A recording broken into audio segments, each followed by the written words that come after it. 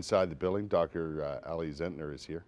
How are you? I've been looking forward to meeting you. Thank you. I've been looking forward to being. I came all the way from Vancouver to see you. Did you? Yes. How's things in Vancouver? They're pretty good. Is that where you live? Yes, I live in Vancouver. Yeah?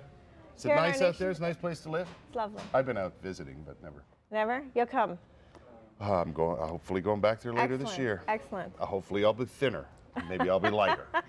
The Weight-Loss Prescription is your book, and some of this is about your own experiences, right? Yes, absolutely.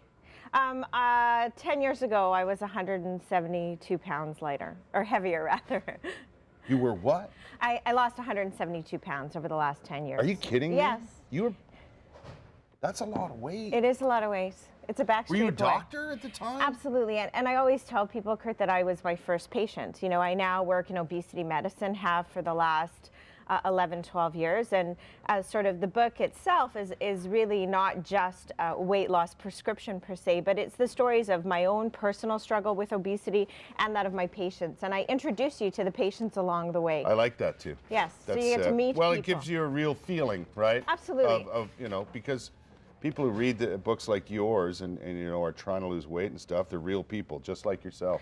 And I wanted a book that conveyed empathy, that told a story while you were learning, that lets you sort of meet people along the way and see if you could identify yourself in them, so to speak. You identify eaters/dieters by their personalities. Absolutely. Right? You know, this book is very, and not just because I wrote it, but it is a different weight loss book. It's not a book that sort of gives you an exact plan, absolutely. What it really does is ask you to ask yourself, what's your eating personality? So should we do this? Yeah, okay. Okay.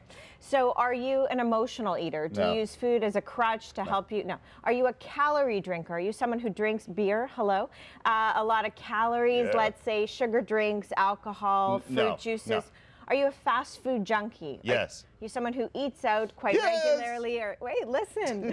Are you? I like it. You like it? Are you an all or nothing dieter? Yes. Are you someone who sort of fluctuates between? Can I be more than one? You can. This is the beauty of it. Do you fluctuate between being totally on track versus completely off base? Absolutely. Okay. Finally, are you a portion distorter? Are you someone who eats quite well, but just too much of it? Yes. Okay. And then, are you a sitting duck? Are you relatively physically inactive in your everyday? No. Okay, so you're 3 out of the 6. So you only need to read 3 of the chapters. Can I read the whole thing, please? You can, absolutely. All right. So what the book does is really it introduces you to someone like you, a real patient of mine, and then it sort of talks you through how to navigate away from that. What I want people to take away is not a diet, but truly how to make these small lifestyle changes that last decades. Well, the trick is to train yourself into new habits, right? Absolutely. Is that what you had to do? Yeah, and I think the other key is we learn by mistake. I would argue you learned more from your mistakes in your career than you did from your successes. Learning every day. Every day, yes.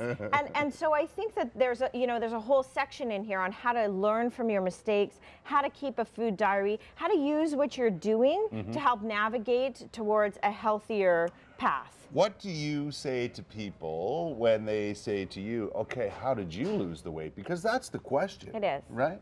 But I think that the beauty of it is a book like this, and in my own experiences, you know, because I think everyone is different in their relationship with food, what worked for me may not work for someone else. So I wasn't a calorie drinker. I was an emotional eater, and I was a sitting duck, and I still am to some extent, absolutely, but have navigated away from it. If you're someone who doesn't necessarily fall into the exact category of the person you're trying to emulate, then although you have some shared experiences, the exact plan of action that they used may not work for you. And that's why I think sort of an absolute cookie cutter approach to dieting has failed so much in the past for so many people. I think you're right. I think so many books and plans, or whatever you want to call them, diets, whatever you call them, are so set in stone that you must do it this way. Yes.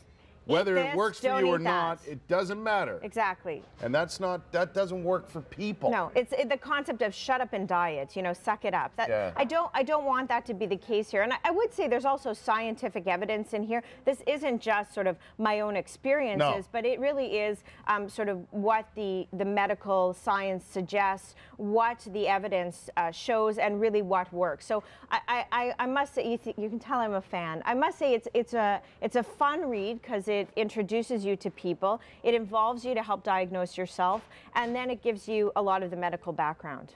I'm going to take it, I'm going on vacation this weekend. Yes? I'm going to take it with me. Okay, I'll sign it for you. Okay, but I'm going to an all-inclusive resort. Okay, well, we'll talk about that. So there's even an entire chapter in there on special occasions. So what do you do when you're on holiday? Gotcha. What do you do around the holiday times? Which is the hardest part. Yes.